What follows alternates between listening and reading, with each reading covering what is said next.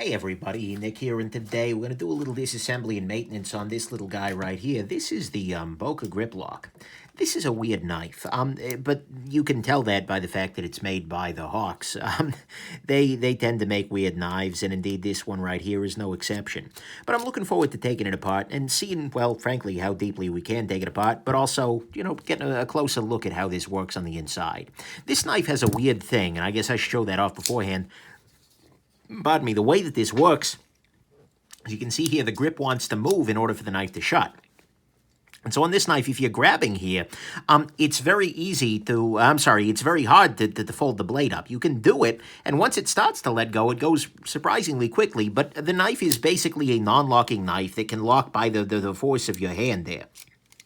This is, in a lot of ways, similar to the approach taken by, like, it's the same idea as, like, the Spyderco Pitts or the Three Rivers Nomad, where as you grip onto the knife, even though it is technically non-locking, it cannot lock because of the grip force of your hand. And so that's something that is kind of interesting and a little bit different. There we go. Finally, that popped loose. And indeed, right here, we can actually see how this whole affair works, because we have here an inner spring, and actually it looks like there's one on both sides here, that, is that really the only thing I needed to do to take this knife apart? Oh, interesting. But anyways, you have the inner spring here, which provides the downward force for this blade here. And then, whoa there, also provides some upward force as it pulls back. And so the interaction of this spring with this one little piece down here is sort of it's the key to the kingdom. It's what makes this knife tick. And at some level, this is actually a very easy construction. There's not a whole lot going on here.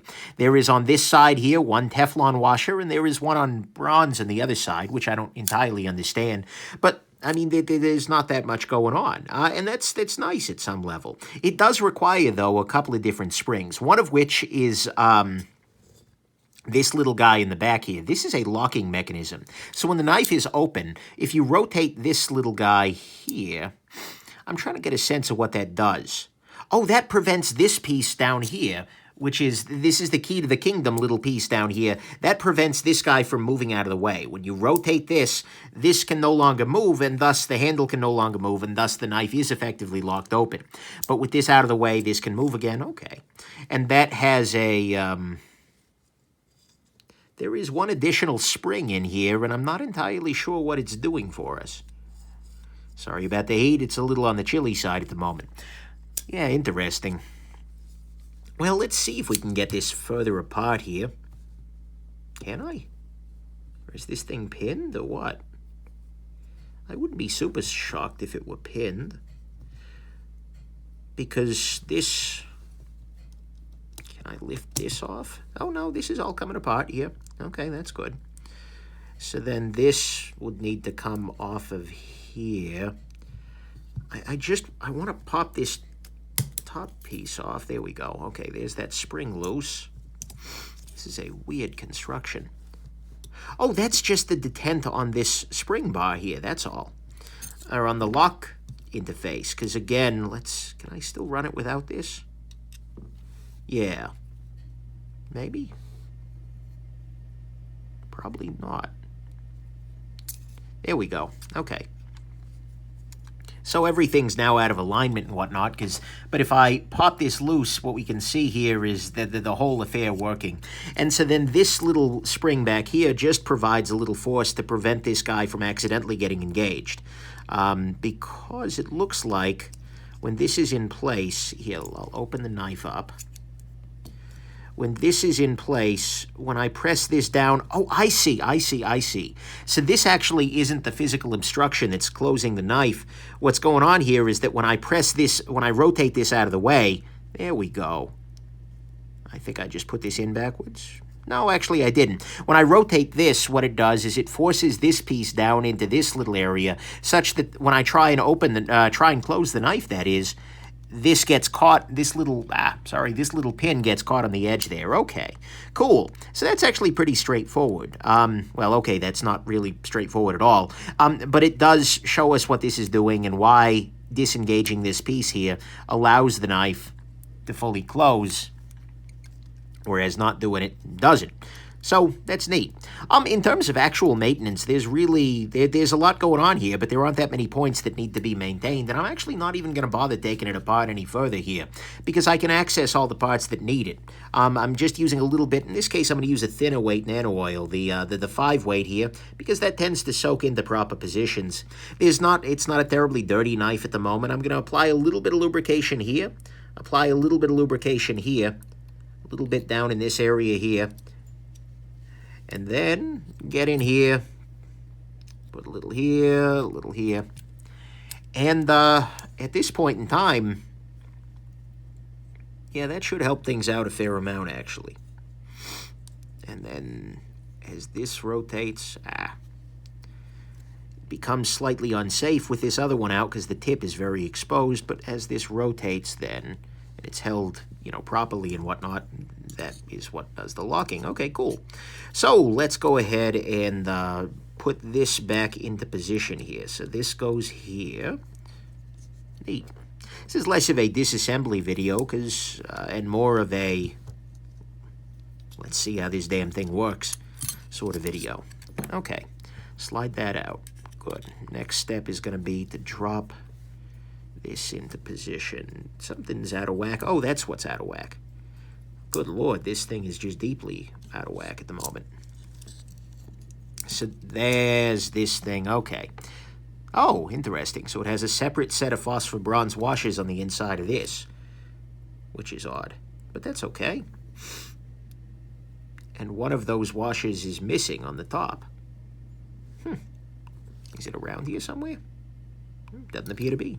All right. Well then, that's Boker for you. So what I can now do then is, oh, no, okay, here it is. It's just on the other side. So I've lubricated those 2 washers. Now I'm going to reseat this on this pin here. Things are a little bit jammed up at the moment. Come on. There we go. Okay, so that puts everything in proper alignment. That allows me to put this back into its proper position. That's good. Next thing, I'm going to go ahead and drop this guy into its position. And everything should align now, because, yeah, this was sitting weirdly. Next, I'm going to use this little spring here, and I'm going to put this into this area, and then, oh, come on. I'm just trying to seat this spring head. Actually, I can probably do it this way instead. Where I grab this little part with the spring. Actually, I'll go ahead and lubricate around that as well.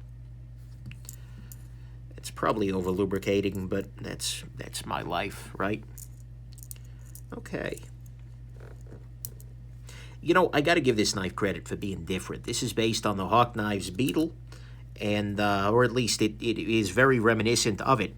And that's, damn it. There's a part missing here. How many of you were sitting there staring at the screen going, Nick, there's a part missing, you idiot? Yeah, I believe it's the part that goes right here. It's this little pin. All right. I tried. Come on. And as a result, this spring is going to come flying out of here. Such is life. Come on. Get loose. Hang loose. Do something. There we are. That works. There we are. Okay. Now this little guy needs to drop in the middle here. This must have come falling out. There we go. And let's get that seated into position here. There we go. Alrighty. Now redo the same thing we were just doing. Drop everything back into place. This is going to work way better with this actually in position, which is good.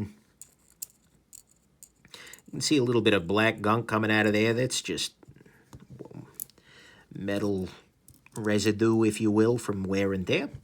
Alrighty. Now at this point, yeah, perfect. Oddly enough, this is a knife with 2 pivots, which is kind of neat, right? So, in fact, the main pivot is, well, two of them are phosphor bronze, one of them is Teflon. 3 of them are phosphor bronze. I just don't get Boker sometimes. Okay, moving along. So let's go ahead and reseat these scales, which will lock the knife the rest of the way up. Yeah, weird. Weird, weird, weird. Very nice knife with a very big Achilles heel, which is kind of a shame. But that's okay. We'll get there. Hashtag teaser for the review. It's a long hashtag. All right, using a little bit of blue Loctite here just to get these screws back into position. Beautiful. And beautiful. Here we go. Centering is solid. Action is good.